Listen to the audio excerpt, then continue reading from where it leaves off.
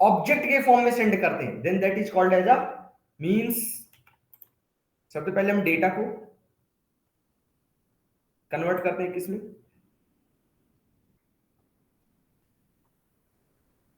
Bite array में। Convert करने के बाद उसको हम फ्लो कराते हैं in the form of object.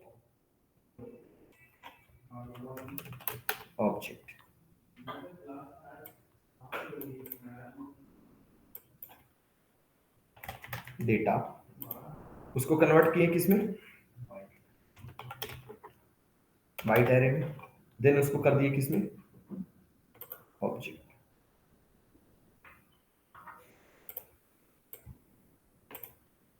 तो अब हमारा जो भी डेटा फ्लो होता है किसके फॉर्म में होता है, ऑब्जेक्ट के फॉर्म में।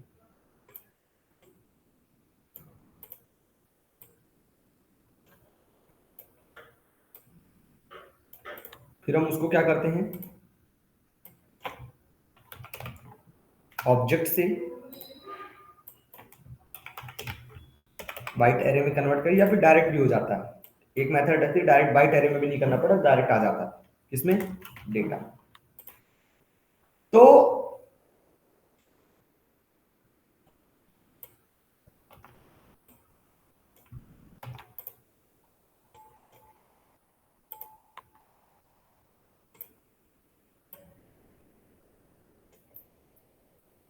डेटा को किसमें, ऑब्जेक्ट के फॉर्म में कन्वर्ट करा के उसको फ्लो कराना, this process is called as a serialization. The converting the data from the object to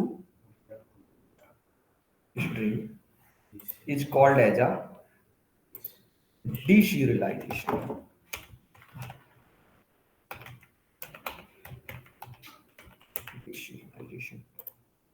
तो अब हम लोग नेटवर्क में डेटा को फ्लो कराएंगे।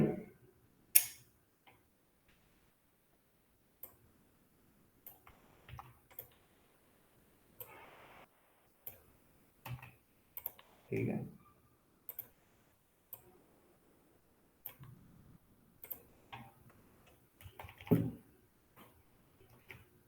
In the form of object.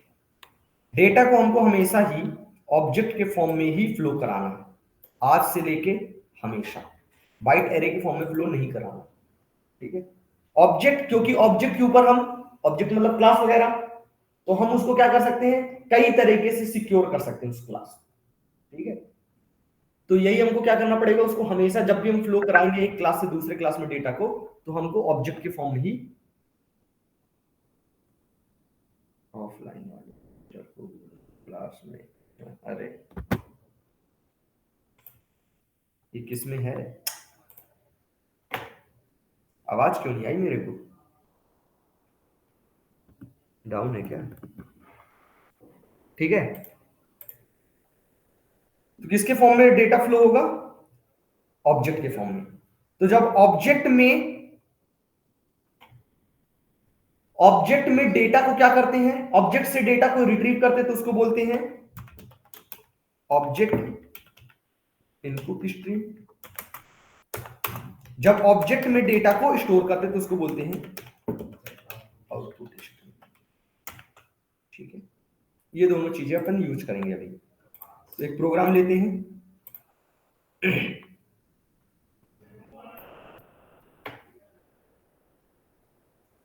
Flash. तो एक क्लाइंट साइड एक प्रोग्राम बनाते हैं,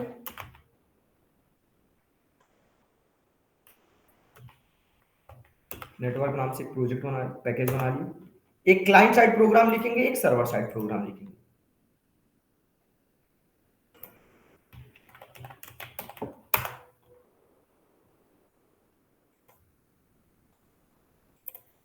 चलिए,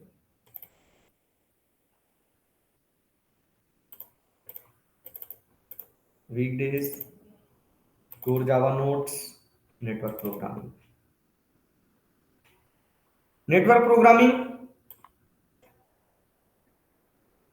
प्रोग्रामिंग वही है कि डेटा को पहले कंसोल में, दूसरा फाइल में, तीसरा नेटवर्क के थ्रू, तीनों तरीके से फ्लो कराना। इस बार नेटवर्क के थ्रू एक कंप्यूटर से दूसरे कंप्यूटर में फ्लो कराएंगे, ठीक है। बट एक्चुअल में ऐसा नहीं, एक्चुअल में मैं सेमी कंप्यूटर पे कराऊंगा, ठीक है, क्योंकि मेरे पास दो कंप्यूटर कनेक्ट नहीं है, ठीक है। Cooperative internet network is a set of cooperative internet connect computers. Sir एक बार नोट पैड। हाँ, अभी जो आपने बताया कि डेटा को पहले बाइट में कन्वर्ट करेंगे, इसके बाद जेक में, तो उसको सर मेरे दिमाग में क्या फंक्शन के थ्रू उसको नहीं कर सकते?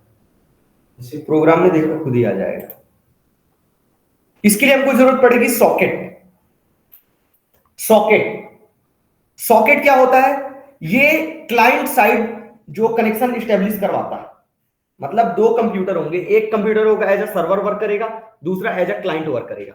तो क्लाइंट साइड जो भी कनेक्टर पोर्ट वगैरह होगा वो कहलाएगा सॉकेट, ठीक है। सर्वर की साइड जो सॉकेट होगा उसको बोलते हैं सर्वर सॉकेट, ठीक है। उस सॉकेट की मदद से ही वो कनेक्शन दोनों में स्टेब्लिश होगा। पोर्ट नंबर, इतने सारे सॉकेट्स में से किस वाले सॉकेट पे डेटा अपना फ्लो होगा, तो पोर्ट नंबर दोनों का फिक्स होना चाहिए। पोर्ट नंबर आप कुछ भी ले सकते हैं, 0 से लेके 65,000 इतने के बीच दोनों साइड कुछ भी ले सकते हैं। मतलब कि अगर आप, बट ऐसा नहीं है, आप अगर 0 लेंगे यहां तो सामने वाले में भी फिर 0 लेना पड़ेगा, मतलब सेम पोर्ट नंबर। इतने के बीच में कोई भी एक सिलेक्ट कर सकते हैं, बट दोनों साइड सेम रहेगा, ठीक है। Client side application, develop side.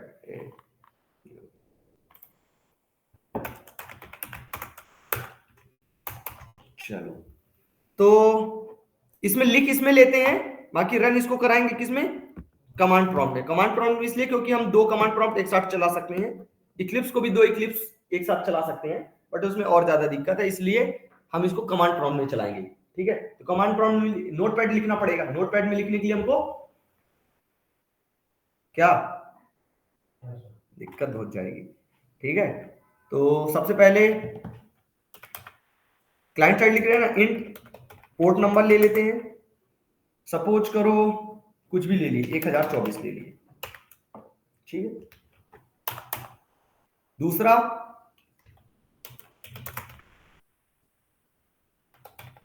Address ले लिए, एड्रेस कर दिए सेम मशीन के अंदर लोकल होस्ट, सेम मशीन के अंदर लोकल होस्ट, डिफरेंट मशीन के अंदर उसका आईपी एड्रेस, ठीक है। चलो, उसके बाद क्लाइंट साइड है तो सॉकेट डेवलप करना पड़ेगा।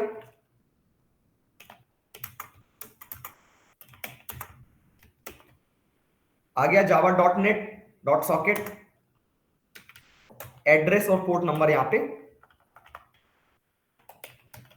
एड्रेस और पोर्ट। मुझे समझ नहीं आया, string address, local address.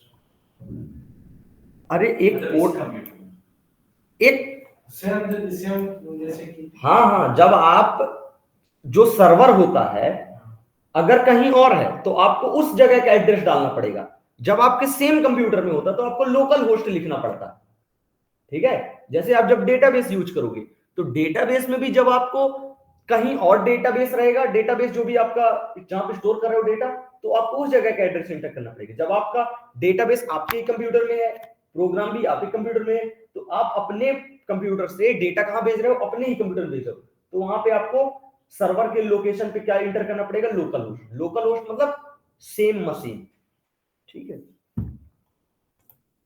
New socket add trogon, तो यहां पे कर देते हैं एक्सेप्शन, ठीक है। ऑब्जेक्ट आउटपुट स्ट्रीम ले लेते हैं। Object output stream OS equal to socket dot get output stream,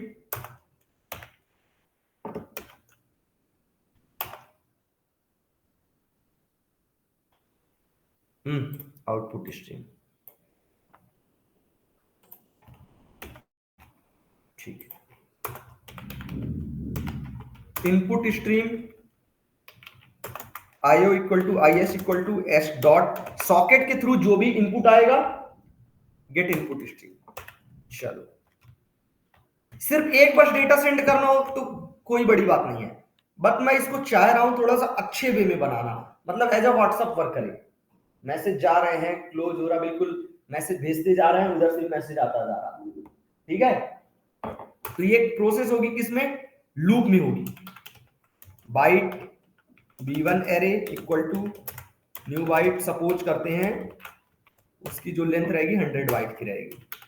bite b2 array equal to new byte, वो सपोज करो जो भी मैसेज आएगा 100 इसकी मैक्सिमम साइज रहेगी, ठीक है। एक जाने के लिए और एक आने के लिए, ठीक है। वाइल लूप ले लेते हैं, वाइल कर दिए ट्रू, मतलब ये चलता ही रहेगा, ये चलता ही रहेगा। चलो अब यहां पे एक मैसेज कर देते हैं to server, to server, server को is डॉट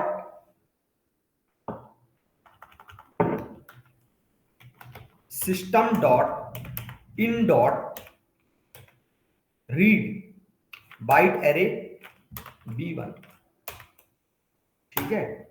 और रीड किया b1 और is डॉट रीड b1 किया, ठीक है। तो जो भी सर्वर को हमने एक सेकंड, os डॉट टू मतलब उसको भेज रहे हैं ना, फ्रॉम मतलब उससे आ रहा है, os डॉट राइट, यहां पे हमने किया b1, ठीक है।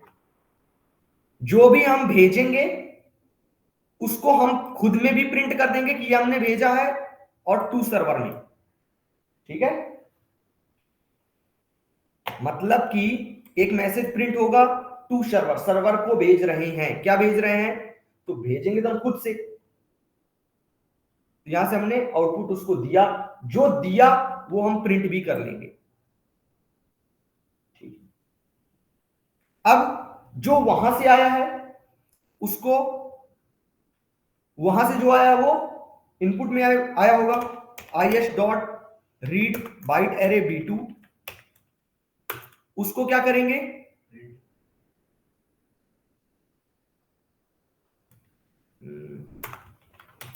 String s1 equal to new string b2 को s1 में आ गया।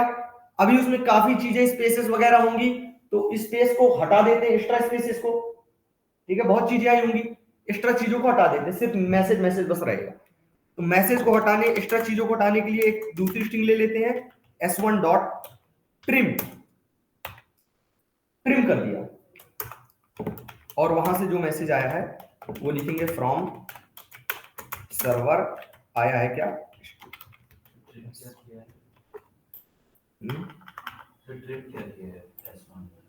जैसे तुमने कुछ मैसेज भेजा तो मैसेज हमारा कितना, सिर्फ इतना, लेकिन देखो ये कितना स्पेस एक्स्ट्रा, एक्स्ट्रा स्पेसेस को रिमूव कर देता, कुछ नहीं, सिर्फ मेन मैसेज बस रहेगा, बाकी जो भी एक्स्ट्रा चीजें होंगी, एक्स्ट्रा स्पेसेस वो हट जाएगा, ताकि हमारा, हमने क्या एक लिमिटेड साइज का बाइट एरे लिया है ना, तो वो वेस्ट ना जाए। ऐसा नहीं कि आपने कुछ मैसेज लिखा, मैसेज ही नहीं आ पा रहा, उसके लिए हमने क्या कर दिया, एक्स्ट्रा स्पेसेस को रिमूव कर दिया, उसके लिए ट्रिम फंक्शन, बस। टू सर्वर फ्रॉम सर्वर, कोई दिक्कत नहीं। इसी तरह सर्वर साइड भी, सर्वर साइड अपन किसको यूज करेंगे, सर्वर सॉकेट को, सर्वर साइड किसको यूज करेंगे, सर्वर सॉकेट को।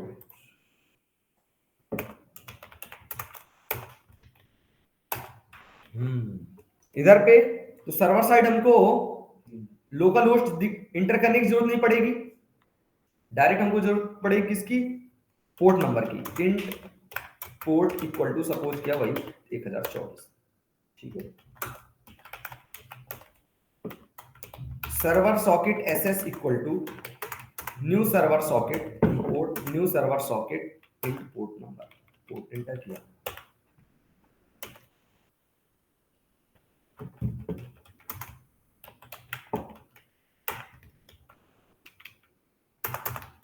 थ्रोज एक्सेप्शन, ठीक है। इसको ट्राई कैच में करेंगे, क्यों, क्योंकि ये सर्वर के पोर्ट वगैरह क्लोज करना कंपलसरी रहता है, ठीक है। तो अभी थ्रोज में लिख लेते हैं, फिर जब प्रोग्राम पूरा हो जाएगा इसको किस में लिख देंगे, ट्राई कैच में लिख देंगे। ठीक है, क्योंकि जब भी आप डेटा को इधर उधर करें तब ये कंपलसरी हो जाता है कि ये सारी चीजों को क्लोज करना मैंडेटरी रहता है। ठीक है, ऐसा वो सिर्फ बना बस नहीं दिया गया फाइनली ब्लॉक वगैरह सिर्फ बना लो बस उसके बाद काम हो गया, नहीं। कौन कह रहा था कल मेरे को रिकॉर्डिंग करवाने के लिए, भूल गया, कोई कह रहा था रिकॉर्डिंग करवा लें। चलो, server socket S S equal to, अब इसके बाद फिर यहाँ पे आउटपुट स्ट्रीम,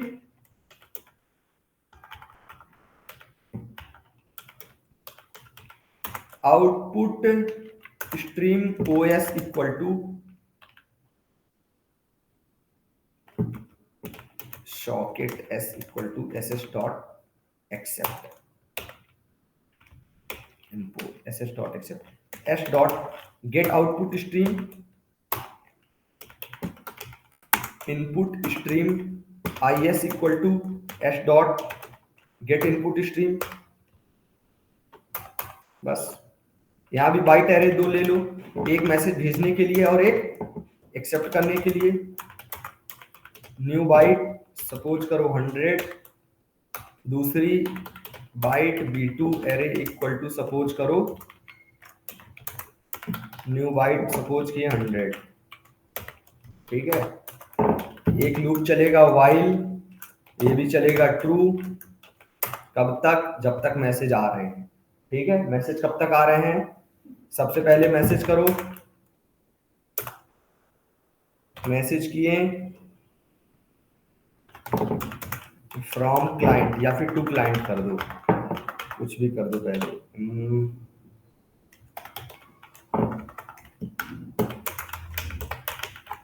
टू क्लाइंट। ठीक है, टू क्लाइंट करने के बाद मैं क्लाइंट को क्या भेज रहे हो, आई एस डॉट रीड, एक सेकंड, टू क्लाइंट, उसको उसको भेजेंगे, है ना। तो system dot in dot read, जो भेज रहे हैं वो हम भी पढ़ लें कि भेज क्या रहे हैं। ठीक है, ठीक है, समझ आ रहा, जो भेज रहे हैं वो हम भी पढ़ लें कि हम क्या भेज रहे हैं।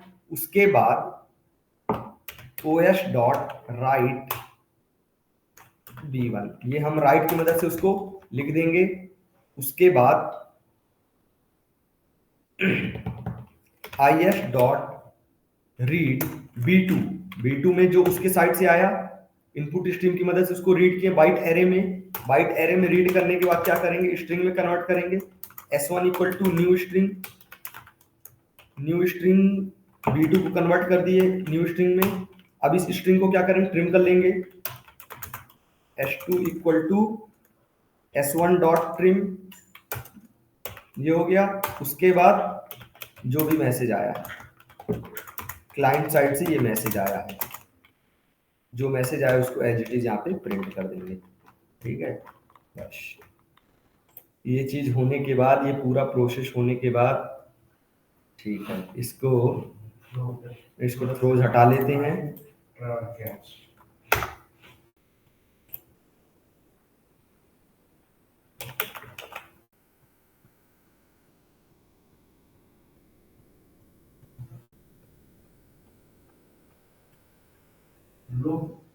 एक सेकंड,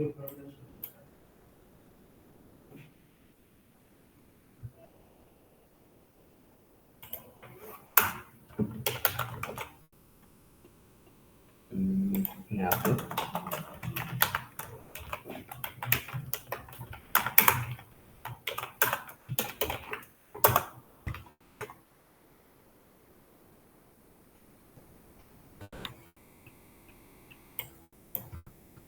फिर हमको, अगर हम इसको यहाँ पे लगाएंगे तो फिर हम क्लोज कैसे कर पाएंगे।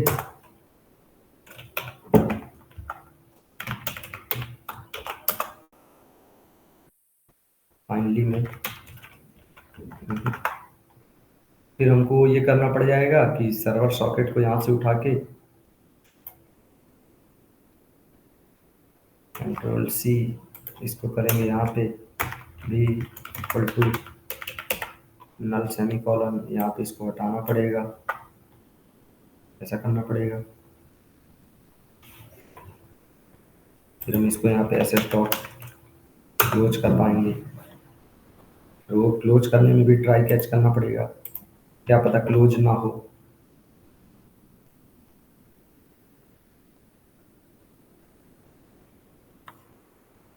सेम चीज हमको यहाँ भी करनी पड़ेगी, क्लोज वगैरह करना। छोड़ो अभी, कौन सा इतना बड़ा डेटा भी।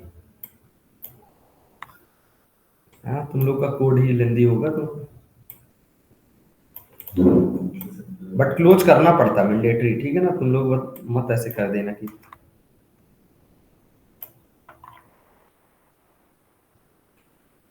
इतनी चीजें बढ़ गई। रोज एक्सेप्शन,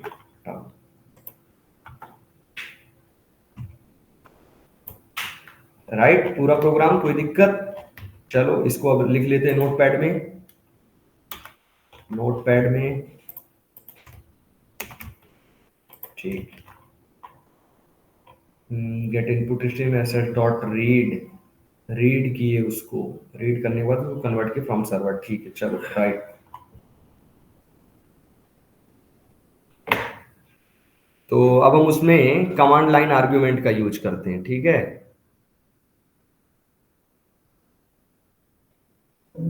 तो यहाँ पे कमांड लाइन आर्ग्यूमेंट यूज करने के लिए हमको क्या करना पड़ेगा, जो भी कमांड लाइन आर्ग्यूमेंट में बाय डिफॉल्ट इनपुट किस फॉर्म में होता है, स्ट्रिंग। किस फॉर्म में होता है, स्ट्रिंग होता है ना, स्ट्रिंग होता है। बफर रीडर और कमांड लाइन आर्ग्यूमेंट में कुछ भी इंटर करते हो बाय डिफॉल्ट किस फॉर्म में होता है, स्ट्रिंग फॉर्म में। क्यों, क्योंकि वो input args of zero, args किस टाइप का है, स्ट्रिंग टाइप का, तो इनपुट किस फॉर्म में आएगा, स्ट्रिंग में आएगा। अब उस स्ट्रिंग को हमको किस में कन्वर्ट करना पड़ेगा, किस पे, अरे इंटीजर में। तो क्या यूज करेंगे, इंटीजर डॉट पार्स इंट। यहां पे क्या है, अंदर क्या पास करेंगे, स्ट्रिंग आर्ग्स ऑफ, सपोज किया 1, और इसको कर लेते हैं यहाँ पे ऐसे। यहां पे क्या इंटर करेंगे, स्ट्रिंग रहेगा, आर्ग्स ऑफ जीरो, डायरेक्ट। मतलब जो भी हम सबसे पहले क्या करेंगे, पहले लिखेंगे लोकल होस्ट किस में चला जाएगा, आर्ग्स ऑफ जीरो में। तो यहां पे कर देते हैं एड्रेस, सही है, वो सही है, पोर्ट सही है। सर्वर पे यहां पे इंटर करेंगे, बाय डिफॉल्ट किस फॉर्म में आएगा, integer dot parse int args of zero, port enter, बस कंप्लीट अपना प्रोग्राम। इसको कॉपी किए,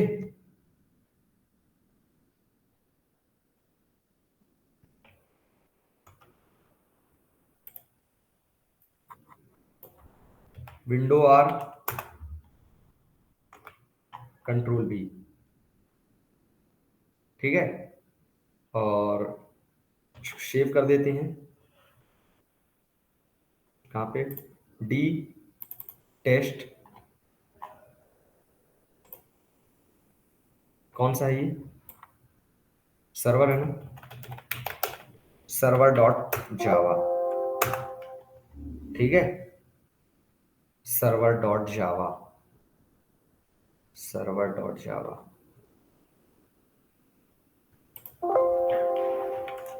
यस, ठीक है, सेव हो गया। नेक्स्ट, क्लाइंट वाले को भी कंट्रोल ए कंट्रोल सी, दूसरा नोटपैड ओपन किए, यहाँ पे इसको हमने पेस्ट कर दिया, ठीक है, सेव, कहां पे, वहीं पे क्लाइंट डॉट जावा, यस, ठीक है, सेव हो गया। चलो दोनों प्रोग्राम अपने रेडी हैं।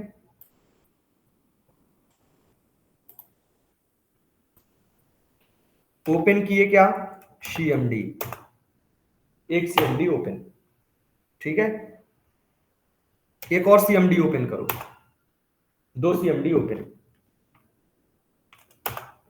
ठीक है, D colon C D test,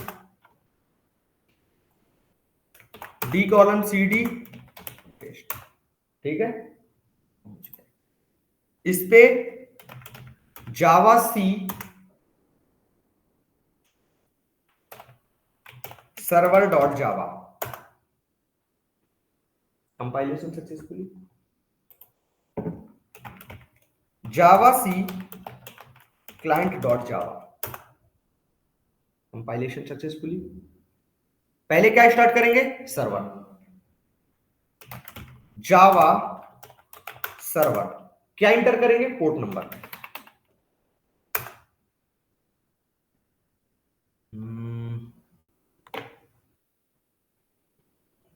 एक सेकेंड, कोई दिक्कत नहीं, पहले इसको स्टार्ट कर लेते हैं।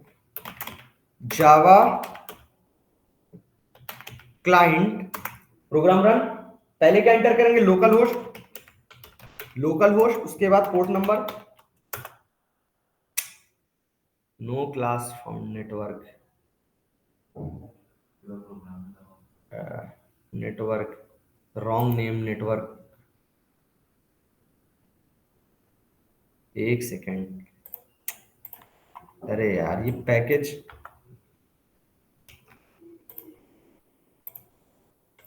ये पूरा कॉपी कर लिए थे ना, तो वो भी आ गया था।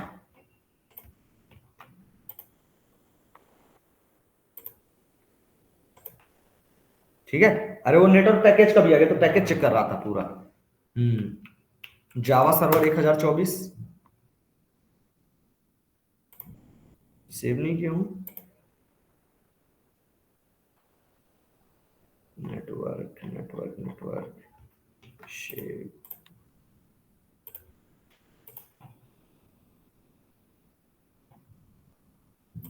क्लाइंट वाले में इस पे बैठ गया है ना।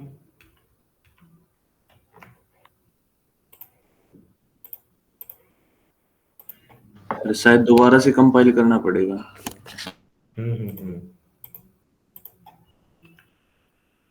जावा सी server dot Java, compilation successfully, javac client dot जावा।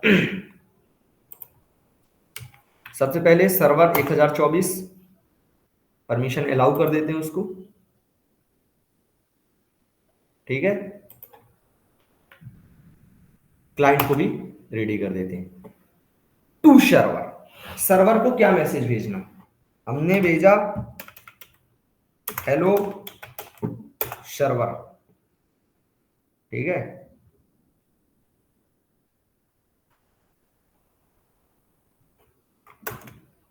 एक सेकेंड,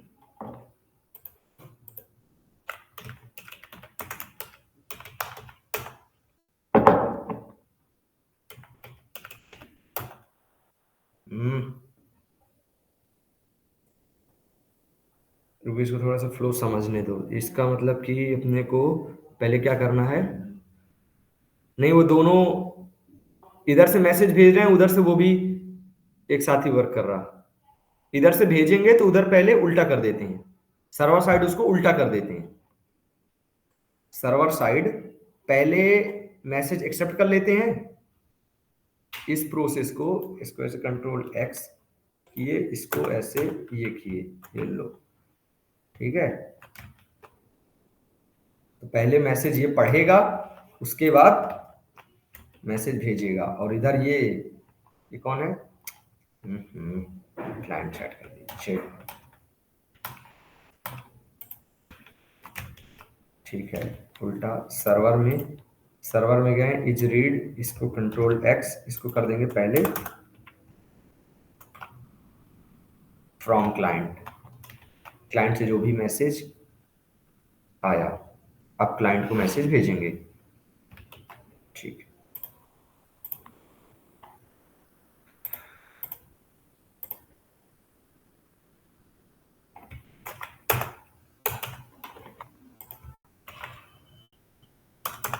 ठीक है,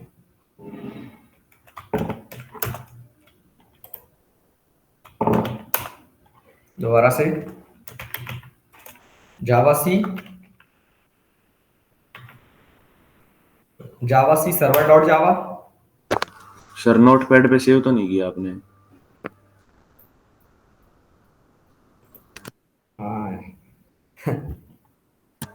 एक्टिव हो आज बिल्कुल, क्लाइंट क्लाइंट यस इसके कंट्रोल एक्स,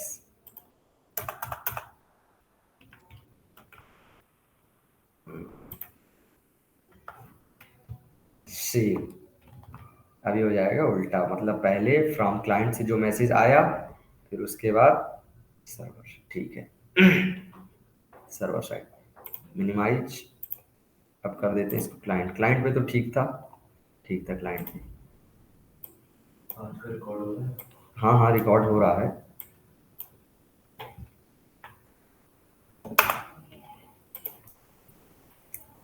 दोबारा से इसको सर्वर को कंपाइल कर लेते हैं। जावा सी सर्वर डॉट जावा, ठीक है।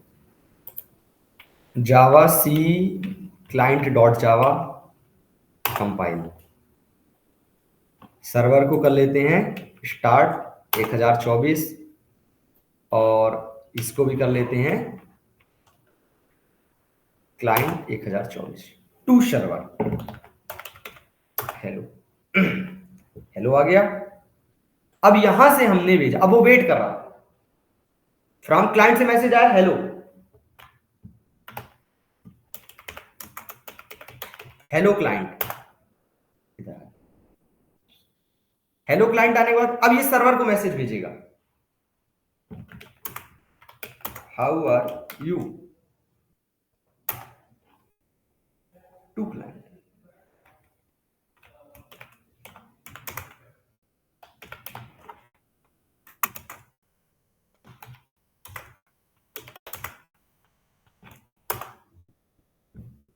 तो ये जो डेटा फ्लो हो रहा है, ये क्या फ्लो, कैसे फ्लो हो रहा है?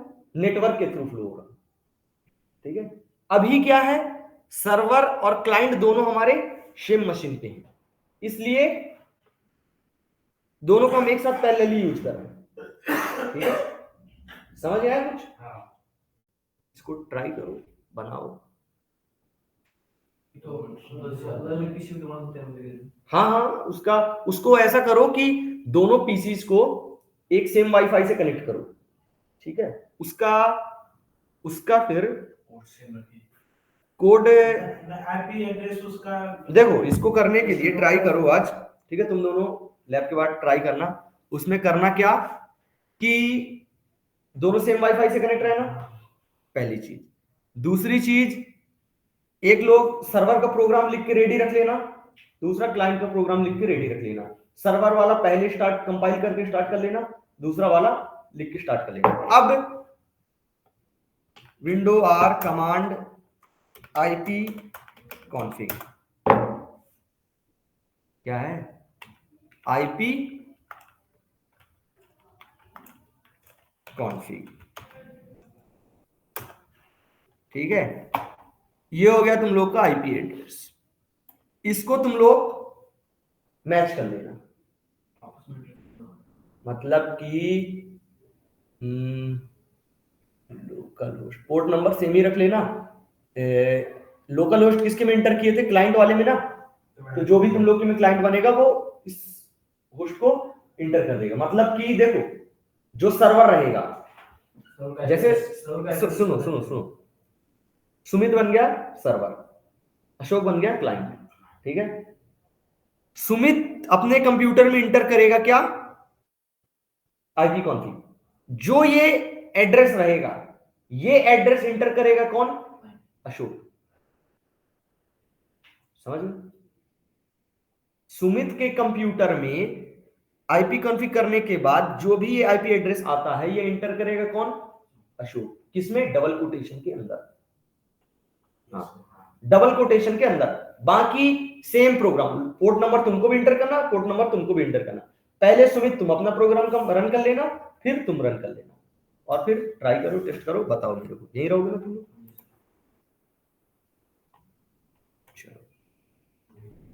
और ये आज वाली रिकॉर्डिंग ग्रुप में भी सेंड कर देना।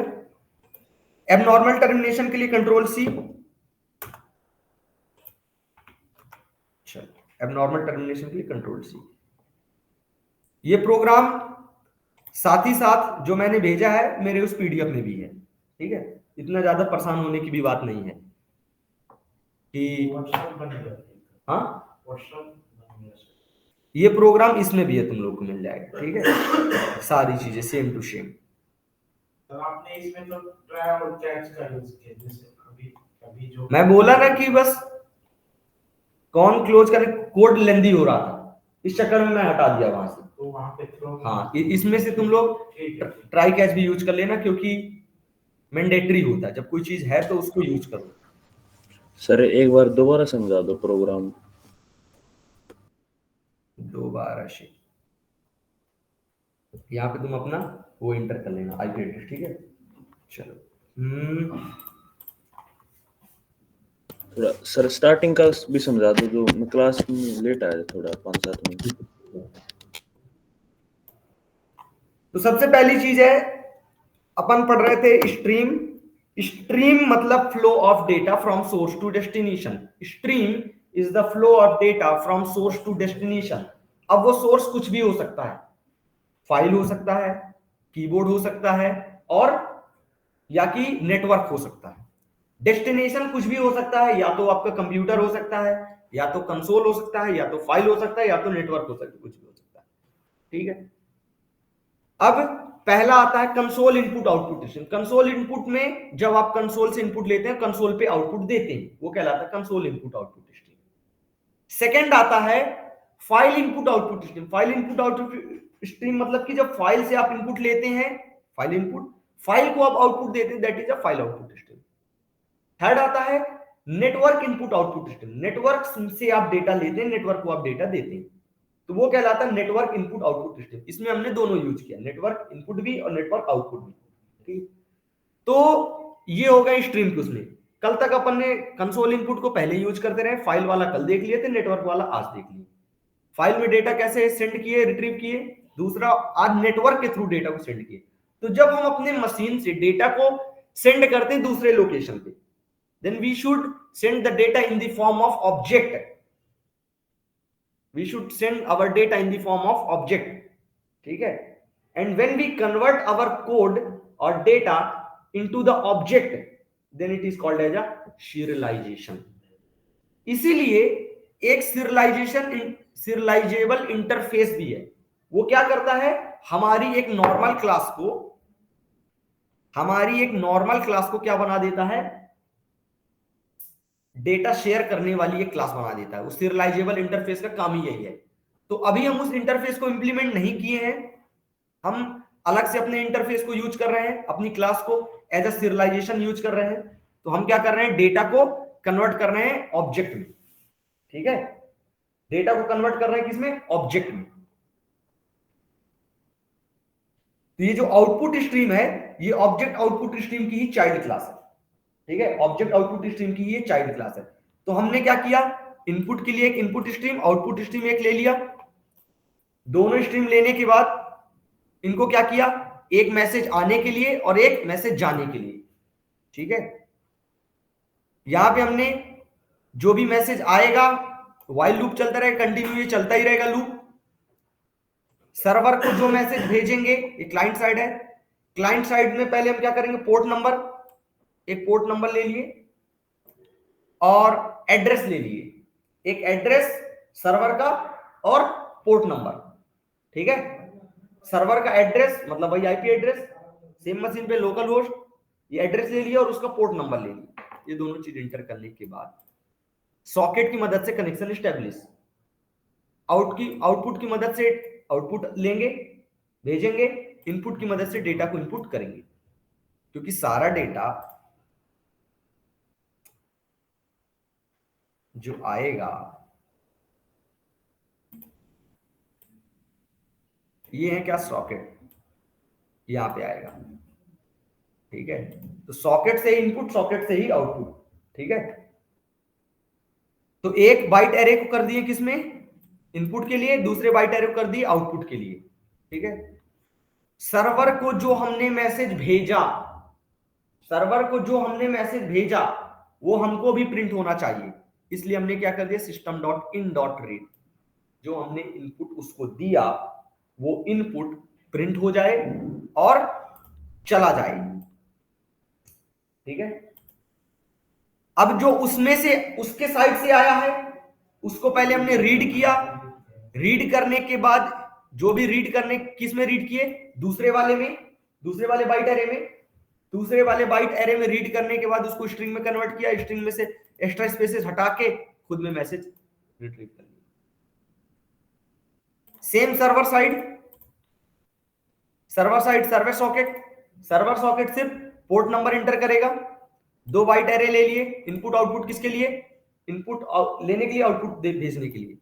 2 बाइट एरे ले लिए, बाइट एरे एक जो भी डेटा आएगा उसको पहले बाइट एरे में कन्वर्ट करके क्या करेंगे, रीड करेंगे। एक बाइट एरे जो भी डेटा आएगा उसको बाइट एरे में कन्वर्ट करके भेजने के लिए। तो जो भी मैसेज आया उसको B2 में सेंड रख दिए, उस B2 को स्ट्रिंग में कन्वर्ट कर लिए, एक्स्ट्रा स्पेस हटा के पढ़ लिए।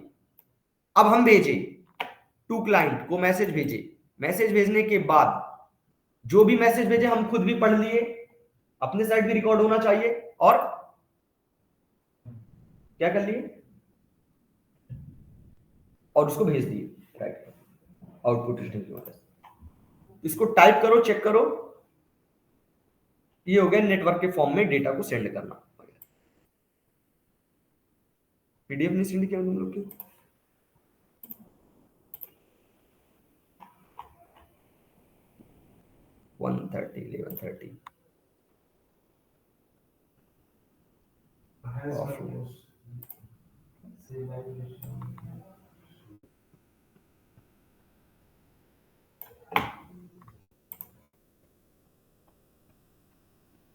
प्रोग्राम भी सर सेंड कर दीजिए। तो कौन सा इसके अंदर है प्रोग्राम? अभी तो उसमें सर ट्राई और कैच करना है, ये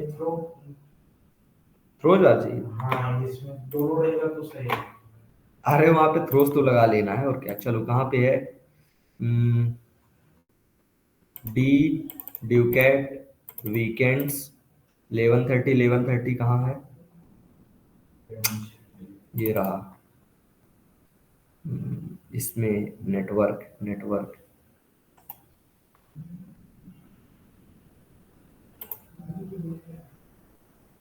ये लो।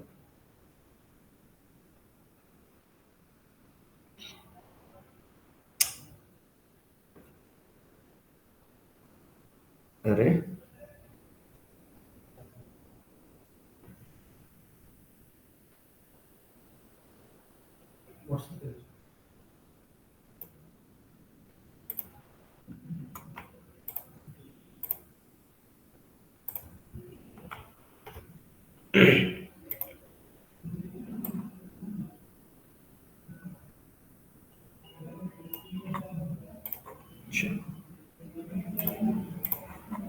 नेक्स्ट छोटा टॉपिक अपना, वो शायद एक दिन मैंने यूज भी कर दिया था, उसको ओवरव्यू जल्दी कहां गया। Reflection API and garbage collector. Reflection API कुछ नहीं है, सिंपल सा रन टाइम पे क्लास को लोड करना, रन टाइम पे क्लास को लोड करना और हर चीज एज्यूम मान के, एज्यूम करके कि सपोज करो वहां पे एक क्या होगा, एक वेरिएबल होगा, उस वेरिएबल की वैल्यू बताओ। जैसे आपको हमने यहां पे बैठाया, 2 तरीके से होता है, या तो हम आपको छोड़ दें पहुंचा के सब चीज, जैसे अभी तक यूज कर रहे थे, जिस भी क्लास का ऑब्जेक्ट बना रहे हैं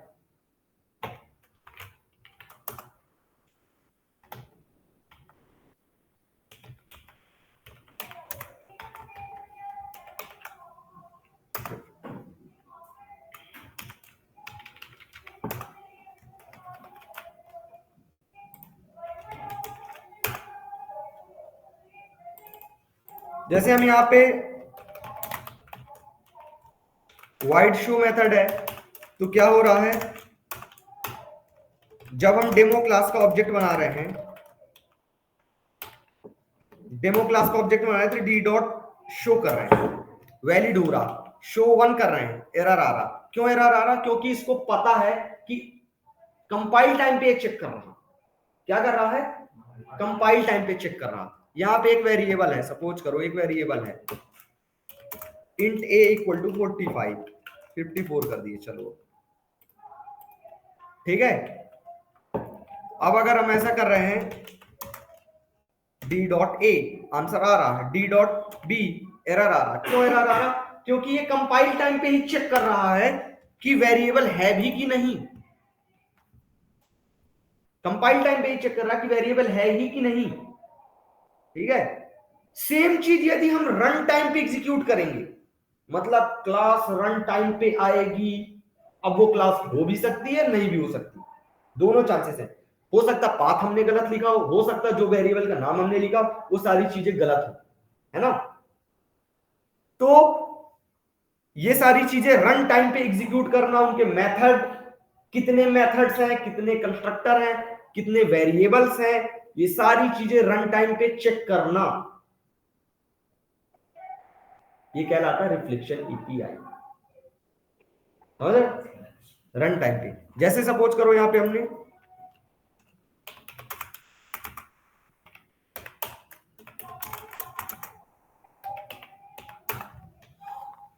तीन वेरिएबल डिस्प्ले,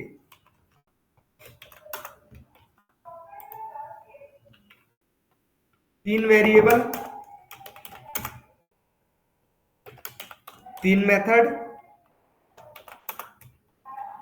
दो कंस्ट्रक्टर,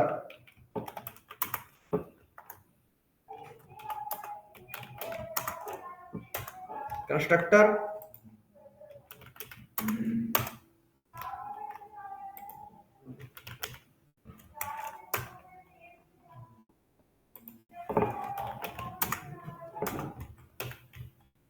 एक क्लास, तीन वेरिएबल, तीन मेथड, दो कंस्ट्रक्टर। कोई दिक्कत?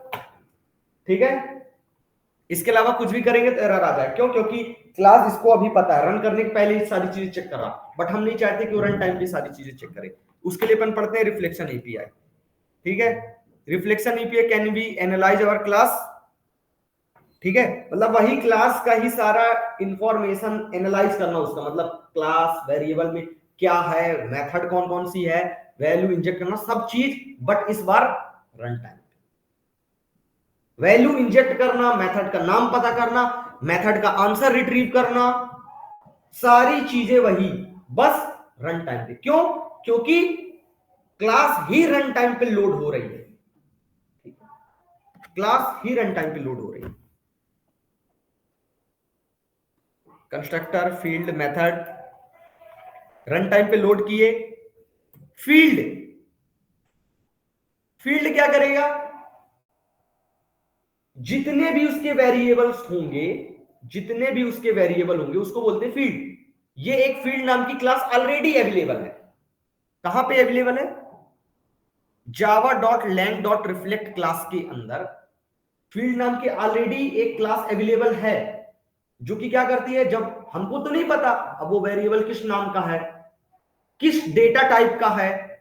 हाँ, जैसे आप क्या करोगे, जैसे हमको पता है कि वेरिएबल ए इस टाइप का है, तो अगर हमको ऐसे ए की वैल्यू स्टोर करना होगा तो हमको क्या करना पड़ेगा? अगर हम फ्लोट या कि फिर बुलियन डी करेंगे या फिर एस करेंगे, डी डॉट ए, एरर आ गया। क्यों एरर आ गया? क्योंकि अभी इसको पता है कि वो ए किस टाइप का है, इंटीजर टाइप का, इसलिए क्या आ रहा है, एरर। ठीक है अनुज, समझ रहे हो? अभी ये जो ए है इंटीजर टाइप का है, सारी प्रोसेस हो रही कंपाइल टाइम पे, इसलिए एरर आ रहा। क्यों? क्योंकि इसको पता है कि वो किस टाइप का है, बुलियन टाइप का, मतलब इंटीजर टाइप का, इसलिए हम बुलियन लिख रहे हैं तो क्या आ रहा है, एरर। बट जब क्लास ही रन टाइम पे लोड होगी तब हमको कैसे पता चलेगा उसके अंदर किस टाइप का वेरिएबल है? हाँ, हो सकता है स्ट्रिंग टाइप का हो सकता है स्ट्रीम टाइप का हो सकता है किसी भी टाइप का हो। तो जब हमको क्लास के लिए नहीं पता होता कि किस टाइप की क्लास है, तो हम कॉमन रेफर कर देते हैं किसको, ऑब्जेक्ट को कर देते हैं ना। उसी तरह जब हमको नहीं पता होता किस टाइप का वेरिएबल है तो हम उसको रेफर कर देते हैं किसमें, फील्ड टाइप में।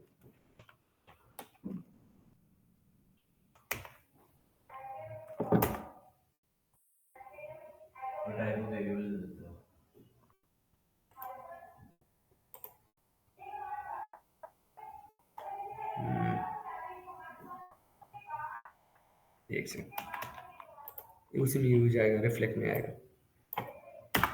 तो जब हम रन टाइम पे कोई क्लास को लोड करेंगे, उसके अंदर जो भी वेरिएबल होगा, वेरिएबल को हमको डेटा टाइप में डिफाइन होगा, तो हम क्या करेंगे, उसको उस वेरिएबल को फील्ड के टाइप में हम उसको क्या कर देंगे, डिक्लेयर कर देंगे।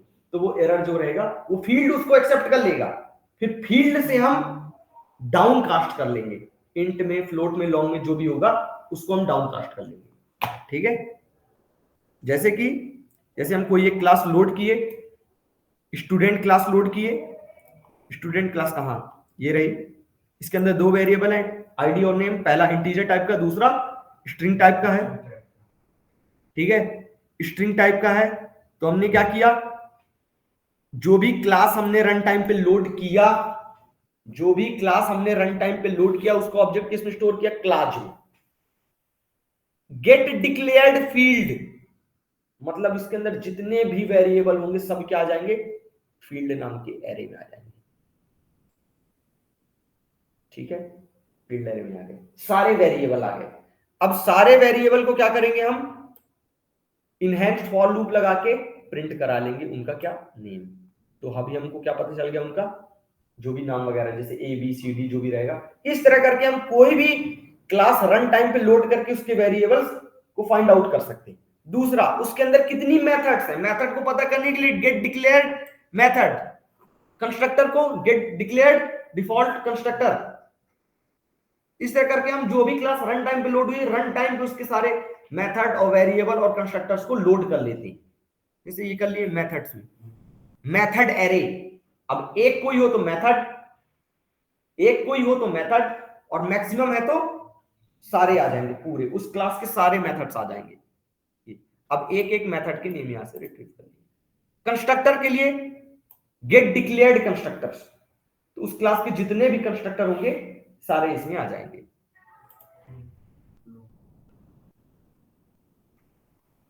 आउटसाइड ऑफ द क्लास, ये लगता है उस दिन बताए थे। ये न्यू ऑब्जेक्ट कैसे बना दे, जैसे कोई क्लास रन टाइम पे क्रिएट हुई, न्यू इंस्टेंस उस दिन शायद यूज किए थे क्या, एक दिन बता रहे थे, जैसे रन टाइम पे लोड किए, उसका न्यू ऑब्जेक्ट तुमको बनाना है, तुमको खुद से बनाना है, तो उस class dot new instance, new instance method क्या करती है, उसका एक न्यू ऑब्जेक्ट क्रिएट कर देती है, उस ऑब्जेक्ट को पहले स्टोर कर लेते हैं ऑब्जेक्ट में। ठीक है, get declared constructor field age, उसके अंदर वैल्यू ट्रू, रुको इसमें ये किस टाइप के स्टूडेंट, गेट एज, फालतू चीज, method get declared method, new instance method, get age method dot invoke object and null method, method student कहां पे, स्टूडेंट पे हमने मेथड किस नाम की बना रखी है, ऑब्जेक्ट नल डिस्प्ले।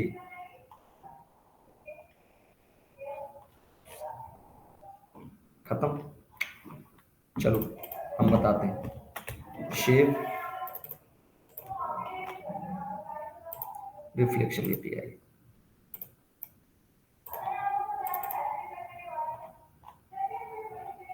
ठीक है, ये हो गई है क्लास, ये हो गई क्लास। एक दूसरी क्लास लिए,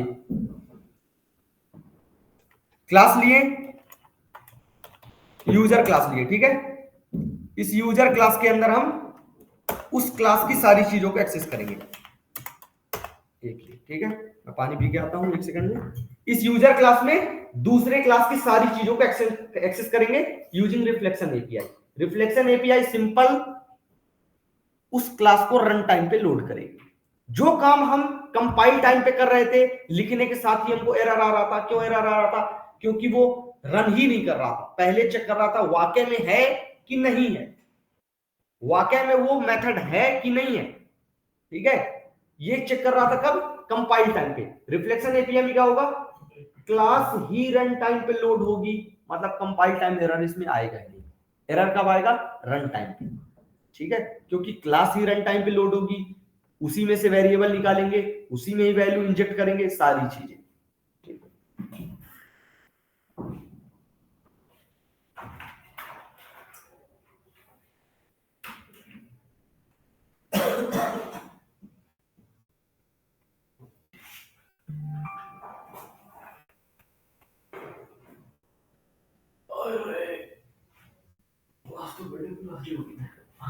माइंड फ्राई हो गया भाई, समझ नहीं आ रहा था।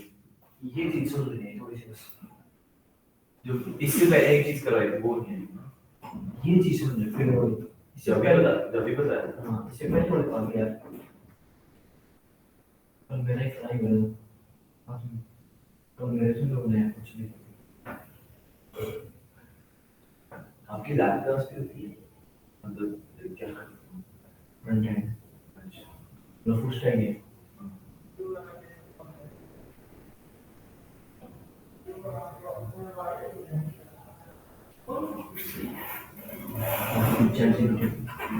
आज व्हाट्सएप बना दिया।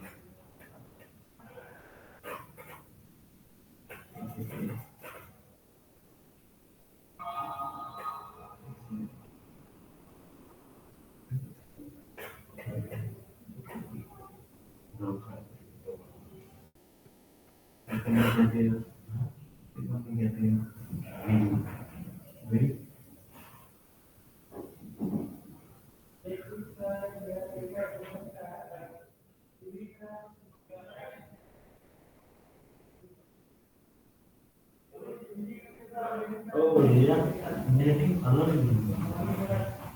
नेट हो गया मुझे लगा कि शायद दोनों बताएंगे। रिएक्ट नेटिव मोस्टली बेसिकली जो होता है वो मोबाइल डेवलप ऐप डेवलपमेंट के लिए होता है। क्या करा तो ये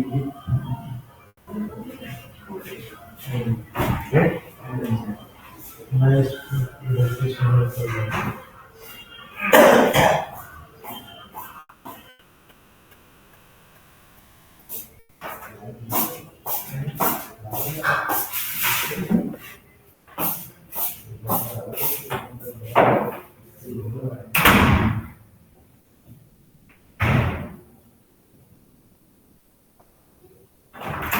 कौन से?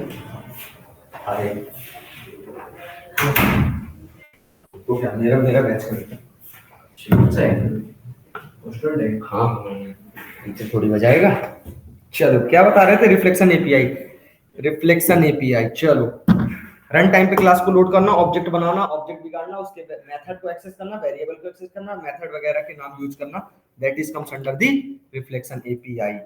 छोटा टॉपिक है, फ्रेमवर्क में ये सारी चीजें इंटरनली हो जाती है, बट हमको पता होना चाहिए कैसे वर्क कर रहा है, उसके लिए मैं बता रहा हूं। जैसे क्लास, ये वाले क्लास और वाले क्लास में फर्क है, ये वाले क्लास और वाले क्लास में फर्क है, ठीक है। अब जैसे क्लास, कैसी क्लास है, क्या नाम है, कुछ तो हम उसको स्टोर कर लिए किसमें, क्लास नाम के वेरिएबल में स्टोर कर लिए क्लास, उसका नाम कर दिए कुछ भी। अच्छा ये कर देंगे दिक्कत हो जाएगा ना, वही कर लेते, class equal to class dot for name. यहां पे हमको इंटर करना पड़ता है क्या, पैकेज सहित टेस्ट डॉट, उस वाली क्लास का नाम था डेमो, ठीक है। अब एरर आ रहा है, सर वो जो फर्स्ट वाली जो क्लास बना उसको एक्सेस करने के लिए टेक्स्ट और हाँ पैकेज का नेम हाँ और क्लास का नेम, एरर आ रहा क्योंकि हो सकता है वो एरर वहां पे, मतलब वो क्लास वहां पे ना हो, इसलिए एरर यहां पे आ गया। ये किस टाइप का एक्सेप्शन है, चेक्ड एक्सेप्शन, मतलब आएगा तो रन टाइम पे, आएगा तो रन टाइम पे, बट कंपाइलर ने, अनुज अभी नहीं देख रहे हो फिर कहोगे कि समझ नहीं आ रहा है, ठीक है। आएगा तो एरर रन टाइम पे, बट उसने कंपाइलर ने क्या किया, प्रीजज किया पहले से कि एरर आ सकता है, उसके लिए हमको फोर्स करने लगा एरर हैंडलिंग कोड लिखो, ठीक है। तो वो किस टाइप का एक्सेप्शन कहलाता है? चेक्ड एक्सेप्शन, जिसको कंपाइलर चेक करता है जो रन टाइम पे आते हैं। यहां पे कर लेते हैं क्या, catch block,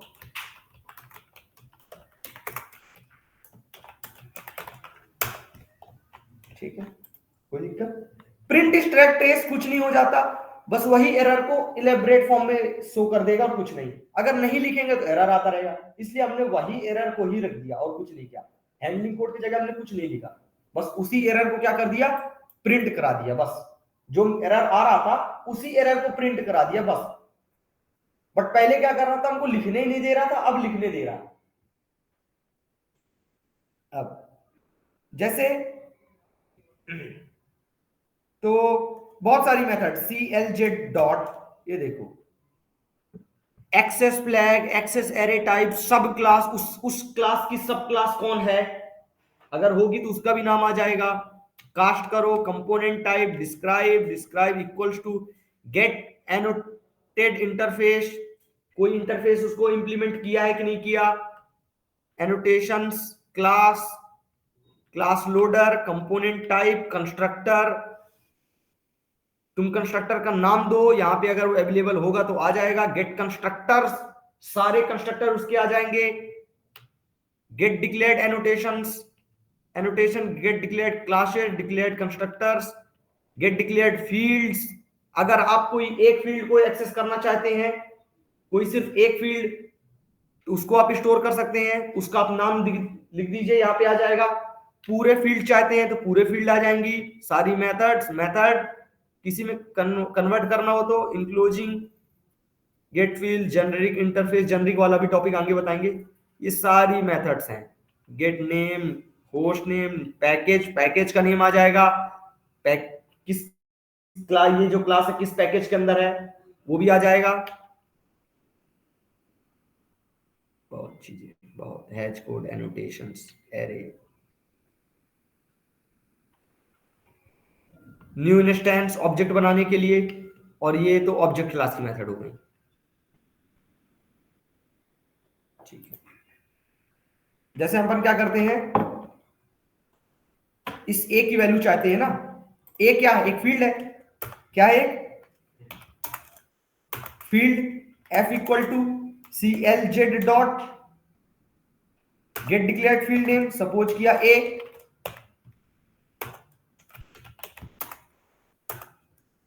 f dot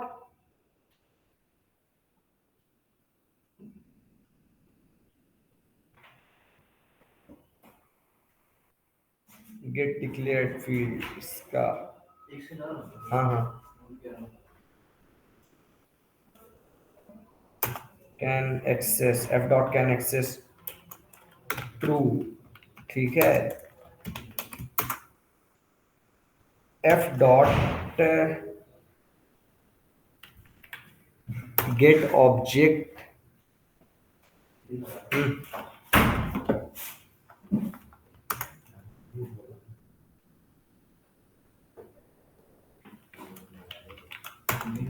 dot get object, उसका नाम कर देते हैं ए,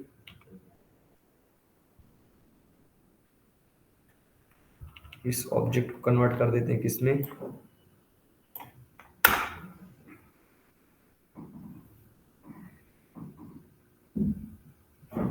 इसका ऑब्जेक्ट ही बना दें क्या, object obj equal to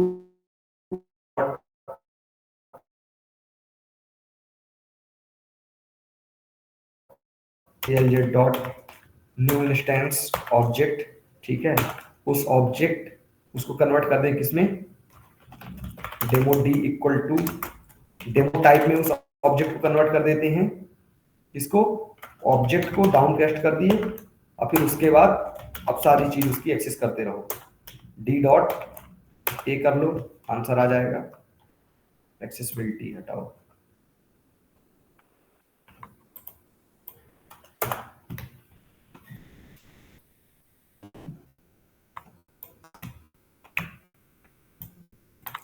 run time पे क्लास को लोड किए, उस क्लास का ऑब्जेक्ट बनाए, ऑब्जेक्ट बनाने के बाद उस क्लास को डाउन कास्ट कर लिए किसमें, डेमो टाइप में, और उसके वेरिएबल को एक्सेस कर लिए। ठीक है, अब वो क्लास हो ना हो वो सारी चीजें बाद में पता चलेगी, बट हमने एक्सेस कर लिया, आंसर आ गया। ये देखो, न्यू इंस्टेंस मतलब ऑब्जेक्ट बना, ऑब्जेक्ट जैसे ही बनता है क्या होता है, कंस्ट्रक्टर कॉल्ड हो जाता है, कंस्ट्रक्टर कॉल्ड हो जाता है।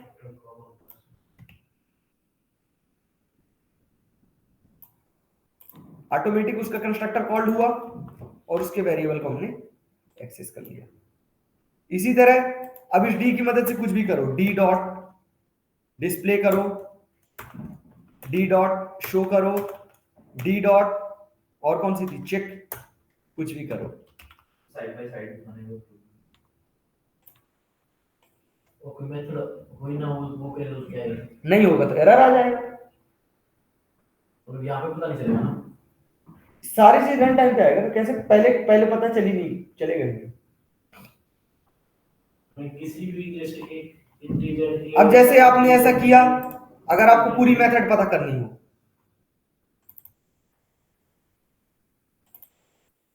अब पूरी मेथड पता करनी है, ठीक है, तो पहला प्रोग्राम पूरी मेथड के लिए ही तो था, जैसे ये किए, आपको पूरी इस क्लास की मेथड पता करनी है, ठीक है, method M array equal to class dot get, get methods, सारी मेथड आ गई, ठीक है। अब उन सारी मेथड्स के बाद आप क्या कर सकते हो, फॉर लूप लगाओ, मेथड के अंदर मेथड टाइप की होंगी m1, m से m1 डॉट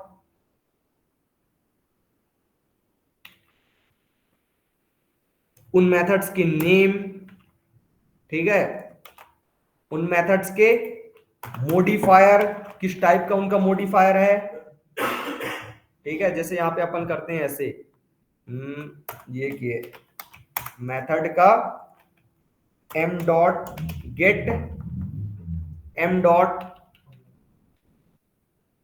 अच्छा m1 है ना,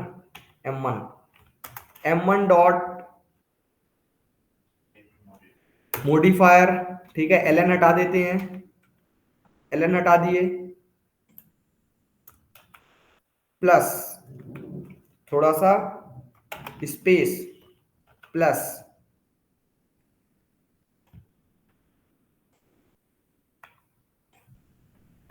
नेम, ठीक है, plus tab space, plus m1 dot gate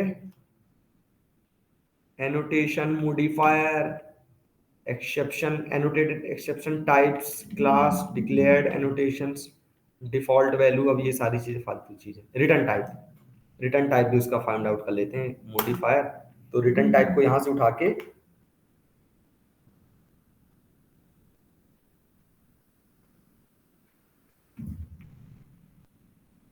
उसको भी इतना पोर्शन यहां से उठा के यहाँ पे पेस्ट कर लेते हैं, ठीक है, और यहाँ पे कर देते हैं ln।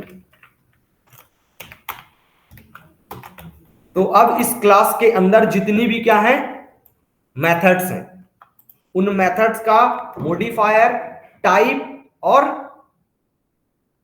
नेम, सारी चीजें आ जाएंगी।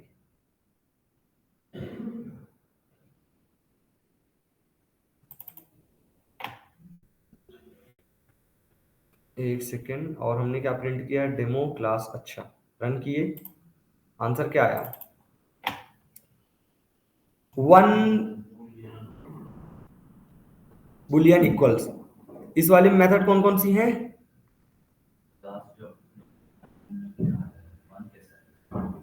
एक सेकंड ना, हमको तो देखने दो, फिर हम तुमको बताएं। गेट मॉडिफायर्स, ये मॉडिफायर क्या रिटर्न कर, इंटीजर रिटर्न करना, गेट मॉडिफायर्स, कुछ और अपन रिट्रीव करते हैं, gate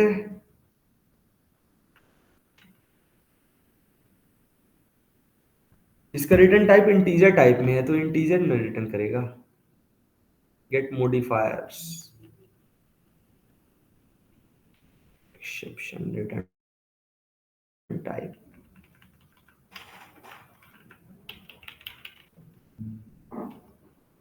declared इंटुइशंस।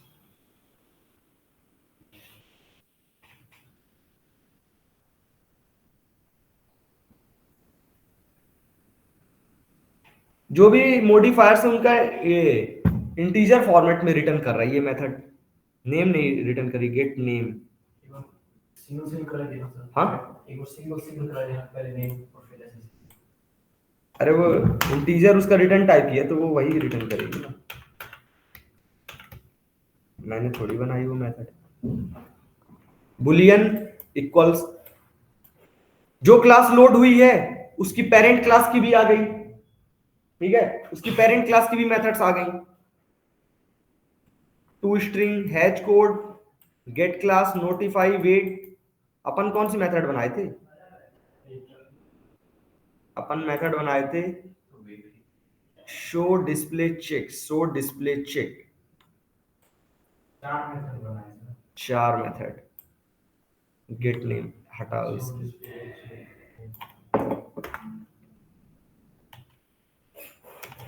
Arrays dot to string, इसको चेक करते हैं, पूरी वैल्यू चेक करते हैं कि आ क्या रहा है, जो भी वैल्यू आ रहा है।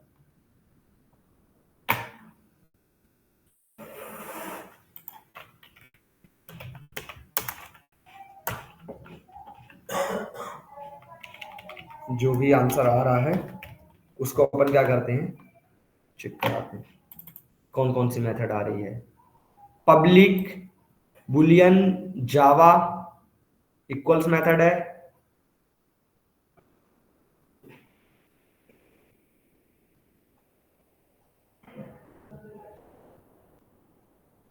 इंटरप्टेड एक्सेप्शंस,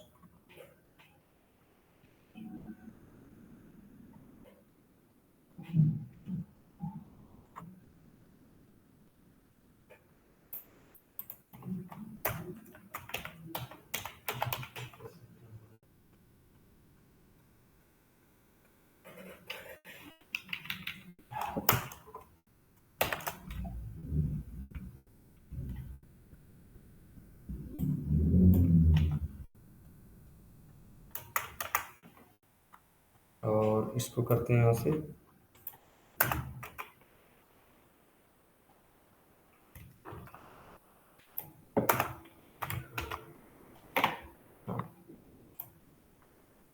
वो जो मेथड बता रहा था वो उसकी पेरेंट क्लास की मेथड बता रहा था। जैसे हम यहां पे कर रहे थे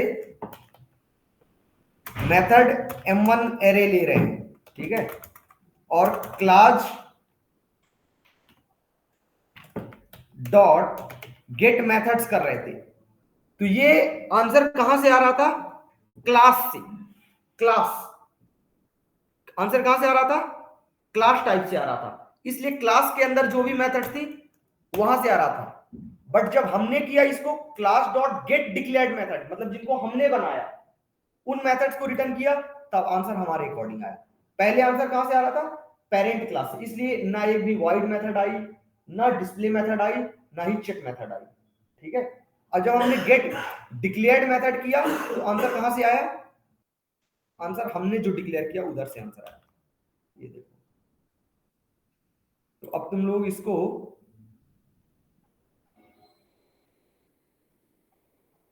ऐसे अगर प्रिंट करोगे, for method m2 equal to m, ठीक है, m2 करेंगे अगर तो लाइन बाय लाइन आ जाएगा, ये देखो, ठीक है। अब आ गया गेट डिक्लेयर्ड मेथड में हमारी क्लास से आता जो हमने डिक्लेयर की, और गेट मेथड्स में वो पेरेंट क्लास से आंसर आ रहा था, समझ?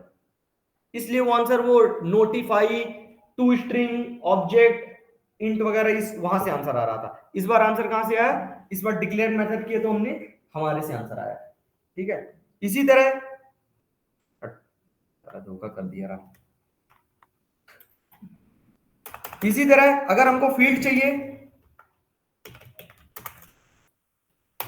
फील्ड एरे चाहिए अगर, equal to class dot get, एक होगा गेट फील्ड्स होगा, ये कहां से आ रहा है? दूसरे से आ रहा है, गेट डिक्लेयर्ड फील्ड जो हमने बनाया है, ये लो, समझा? डिक्लेयर्ड फील्ड जो हमने डिक्लेयर किया है। एक लूप चला लो,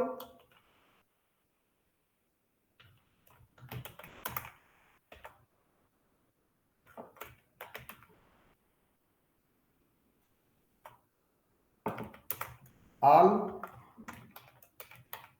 वेरिएबल्स, ठीक है, इसके लिए यहां पे कर लिए ऑल मेथड्स, ठीक है, इसके लिए। और तो फील्ड के लिए कर लेते हैं फील्ड F1 इक्वल टू, कहां से निकलेगा? F से, ठीक है। इसी तरह इस पोर्शन को कर लेते हैं ऊपर यहाँ पे, क्योंकि जैसे अपन बनाते हैं प्रोग्राम, ठीक है। उसके बाद कंस्ट्रक्टर कर लेते हैं। कंस्ट्रक्टर के लिए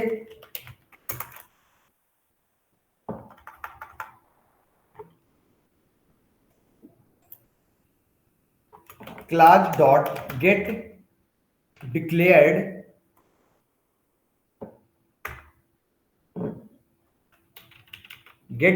कंस्ट्रक्टर्स,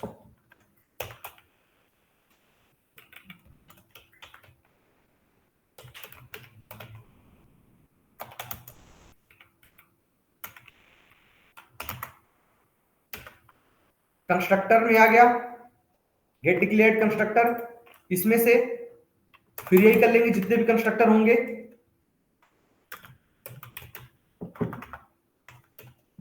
कंस्ट्रक्टर फॉर लूप लगाए, कंस्ट्रक्टर C1 कॉलन C1,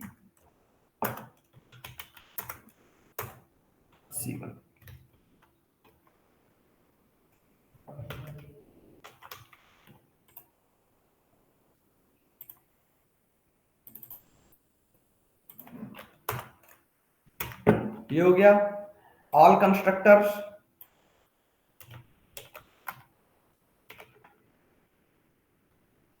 ठीक है।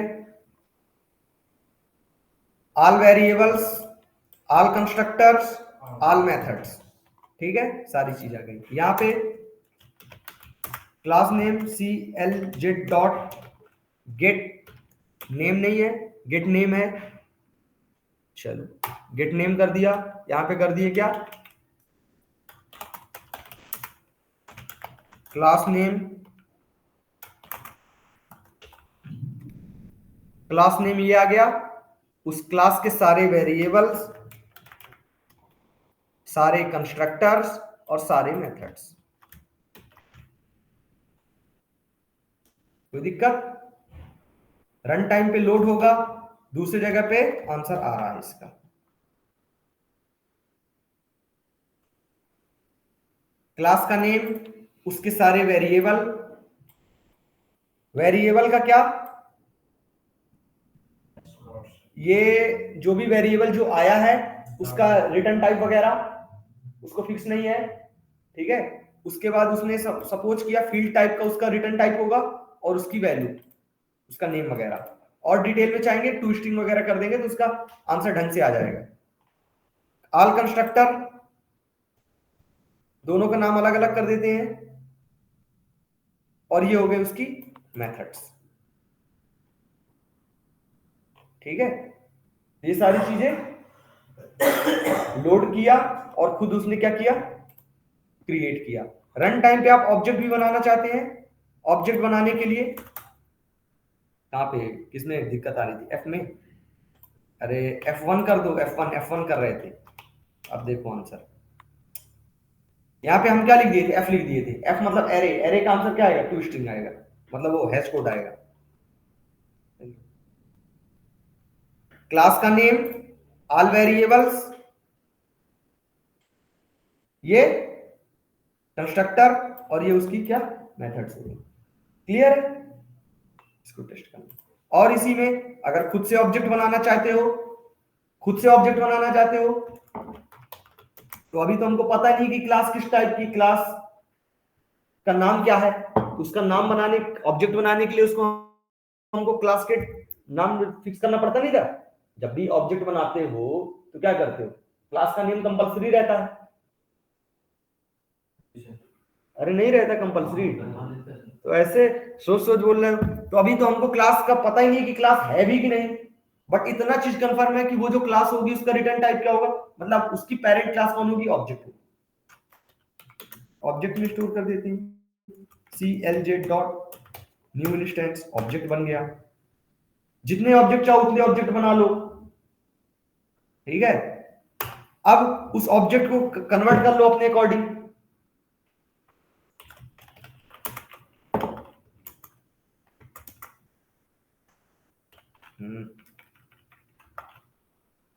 अब कहोगे कि अगर हमको यहां पता होगा तो हम यही ना लिख लेंगे।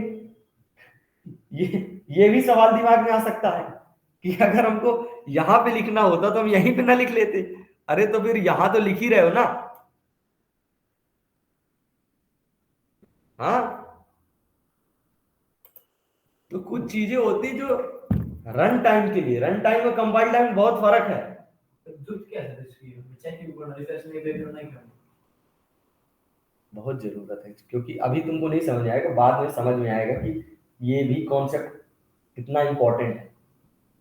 आपको जब आपको अपने पूरे प्रोग्राम को कंपाइल टाइम मतलब रन करने के पहले सारी चीज चेक वगैरह करना।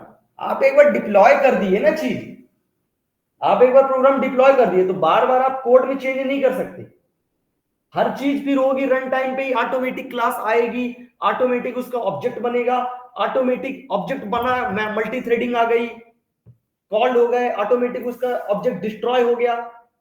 हाँ, अपने से उसका ऑब्जेक्ट बनना, अपने से क्लास चेक कर लेना है भी कि नहीं, अपने से उसकी मेथड कॉल हो जाना, डिलीट हो जाना, ये होगा रन टाइम पे, समझ रहे हो।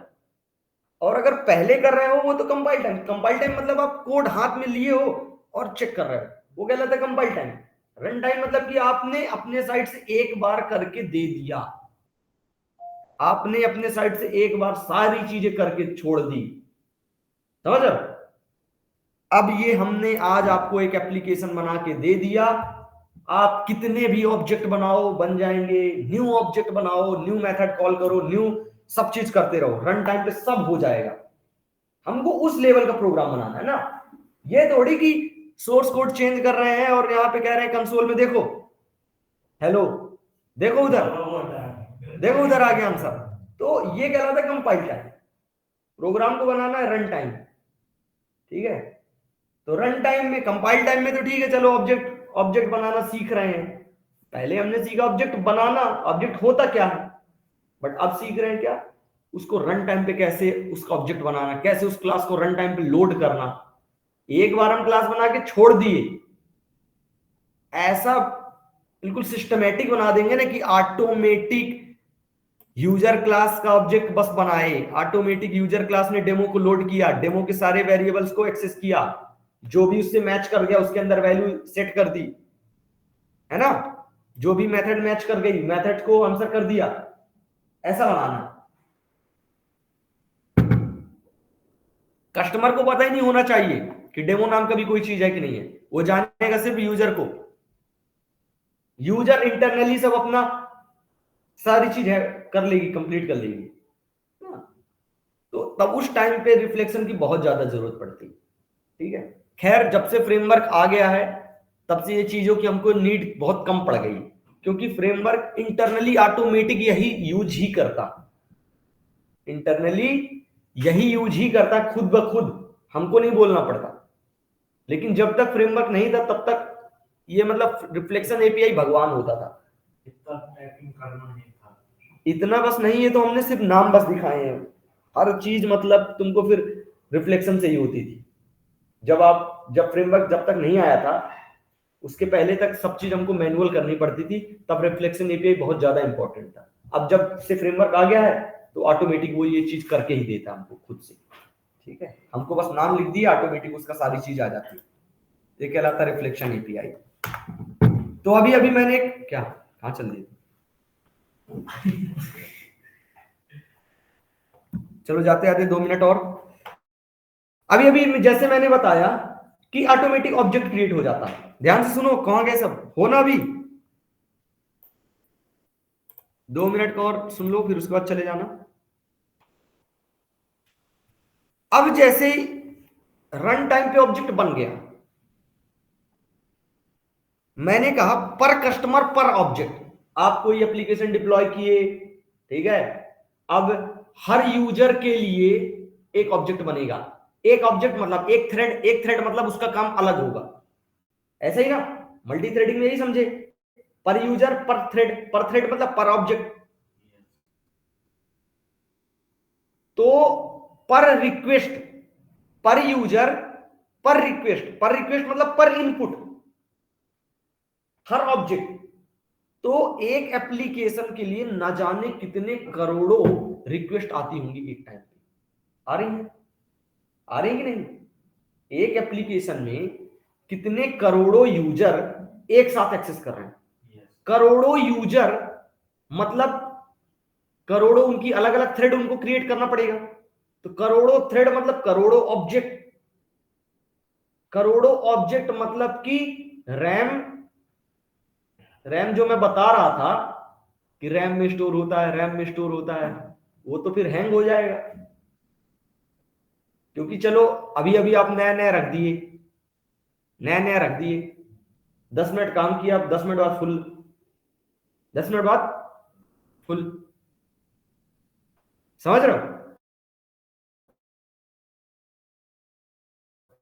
तो इस तरह करके चलेगा कभी? सर्वर में क्या करते हैं, सर्वर में कैसे करते हैं? वो यही सब स्टोर करता रहता है ना ये सारी चीजें। लेकिन जब हमको कोई भी एक्सेस करना होता है, जैसे व्हाट्सएप में अगर हम लोग अपना प्रोजेक्ट भी खुद से खोल रहे हैं तो क्या होता है? क्या होता है मतलब कहीं ना कहीं तो स्टोर होता है ना। हाँ हाँ हाँ हाँ, वो डेटा सेंटर बना के रखते हैं, वो क्या काय के लिए बना के रखते हैं, सबके अलग अलग डेटा सेंटर्स यही सब तो स्टोर करते हैं उसके ऑब्जेक्ट्स वगैरह को। ऑब्जेक्ट रियल वर्ल्ड एंटिटीज है, एक्चुअल का डेटा है, समझो? तो इसके लिए एक कॉन्सेप्ट आता है कि जब हम ऑटोमेटिक क्या करते हैं, ऑब्जेक्ट बनाते हैं, और अब काम होने के बाद, काम हो गया, काम कंप्लीट, यूजर चला गया घर, अब उसका अपने पास डेटा रखना, अपने सर्वर को परेशान करना, तो हमको उस डेटा क्या करना पड़ेगा, ऑब्जेक्ट क्या करना पड़ेगा, डिलीट करना पड़ेगा। क्या करना पड़ेगा? तो अनयूज्ड ऑब्जेक्ट्स को डिलीट करना at run time, that is called as a garbage collector. हमारे हर प्रोग्राम में, फर्स्ट प्रोग्राम से लेके अभी तक में इंटरनली वो यूज होता आ रहा है। मैं डेली ऑब्जेक्ट बनाता हूं, प्रोग्राम क्लोज करता हूं, विंडो जैसे सब सारी चीज क्लोज करता हूं, रैम से जाके जितने भी अनयूज्ड ऑब्जेक्ट्स हैं वो डिलीट हो जाते हैं। गार्बेज कलेक्टर, जैसे कि सफाई कर्मचारी, जब पूरा शहर सो जाता है तब वो जाके रोडों की सफाई करते हैं, ठीक है? Garbage collectors are the least, having the least priorities in entire program. पूरे प्रोग्राम के अंदर सबसे लीस्ट प्रायोरिटी अगर किसी की होती है तो वो होती है गार्बेज कलेक्टर्स की। Garbage collectors can be called by two method, two ways. First is by closing, and second जब हम क्लोज करते प्रोग्राम तब, और दूसरा बाय फाइनलाइज मेथड्स। जो फाइनलाइज मेथड उस दिन बताया था ना, फाइनल, फाइनली एंड फाइनलाइज। तो फाइनलाइज जो मेथड है वो गार्बेज कलेक्टर मतलब अनयूज्ड ऑब्जेक्ट्स को डिलीट करने के लिए यूज की जाती है, ठीक है? वो बैकग्राउंड में वो एक डिमॉन थ्रेड होता है, मतलब जैसे एक मेन थ्रेड होता है, मेन थ्रेड का काम होता है, सिंगल थ्रेड होता है, उसकी जो एक्चुअल एक्टिविटीज चल रही हैं, इनको ऐड कर दें।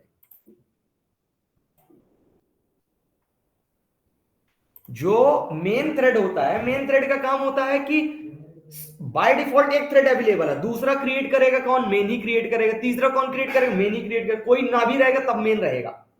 उसी तरह ये सारी चीजें डिफॉल्ट डिलीट करने के लिए, अनयूज्ड ऑब्जेक्ट्स को डिलीट करने के लिए बाय डिफॉल्ट एक थ्रेड बैकएंड में अवेलेबल होता है, that is called as a daemon thread, that is called as a daemon thread.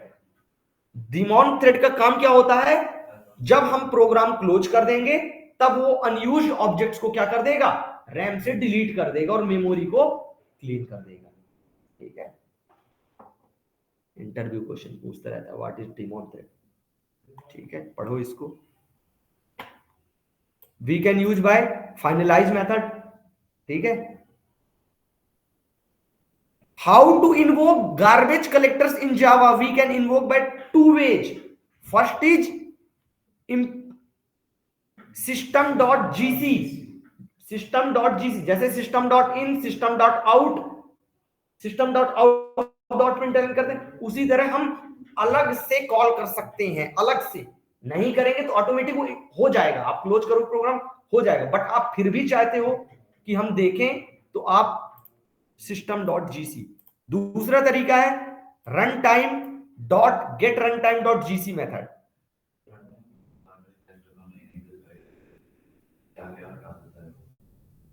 जितने भी अनयूज्ड वाले रहेंगे, जो खाली आपने बना के छोड़ दिया, कोई यूज ही नहीं हो रहा, जो प्रोग्राम्स यूज नहीं हो रहे वो उनके ऑब्जेक्ट्स, प्रोग्राम तो तुम्हारे इसमें इक्लिप्स में स्टोर रहेंगे, जो उनके ऑब्जेक्ट्स वगैरह जो बना के रखे रहे हो वो हटा देगा।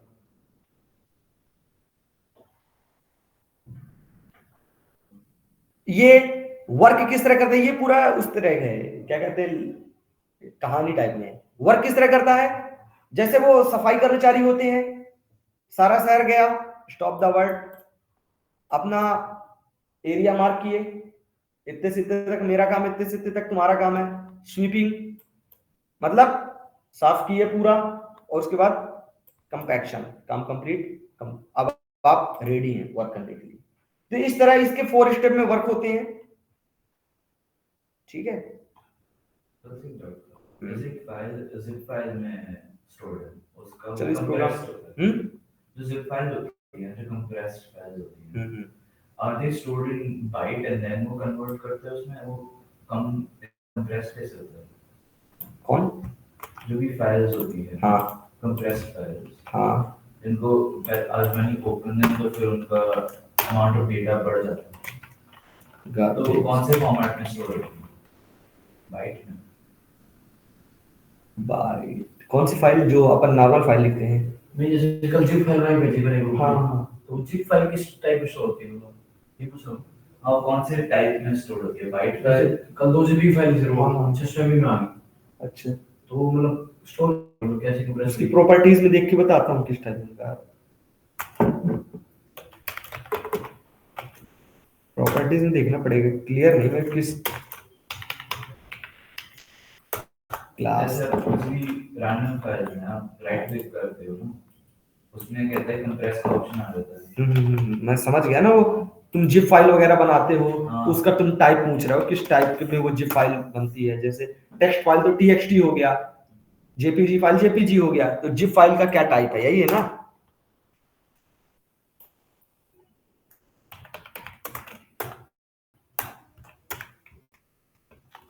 जैसे ये किया मार्किंग,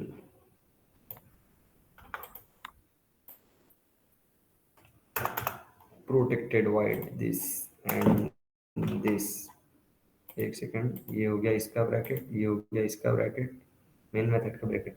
अच्छा, मेन मेथड के ये अलग से मेथड है, ठीक है, इसको क्लोज किए, फिर ये किसका, इसको भी हटाओ, इतनी मेथड को यहाँ से क्रॉस किए, स्टूडेंट के अंदर यहाँ पे पेस्ट किए, ये हो गई मेथड system.gc।